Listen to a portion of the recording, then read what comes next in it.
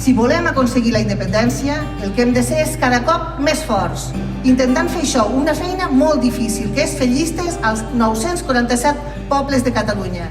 I si ho aconseguim, i si aconseguim anar treballant tots junts i units cap endavant, ens en sortirem. Aconseguirem que les persones, els nostres estimats exiliats, tornin una altra vegada a Catalunya, acabarem sent lliures de debò, perquè el nostre objectiu és aconseguir la independència de Catalunya. I això només ho podrem fer si Junts per Catalunya som el primer partit polític de Catalunya. Ara la feina és nostra, la feina és de la comarca, la feina és de cada una de les comarques, de cadascun dels territoris. El 23 hem d'aconseguir pobles i ciutats amb alcaldes i alcaldesses que al costat d'aquests lideratges treballem per aconseguir també aquí, a la comarca de la Noguera, hem d'aconseguir de fer les millors llistes d'homes i dones amb vocació de servei al poble, això sempre, però gent valenta per poder afrontar l'embat amb l'Estat.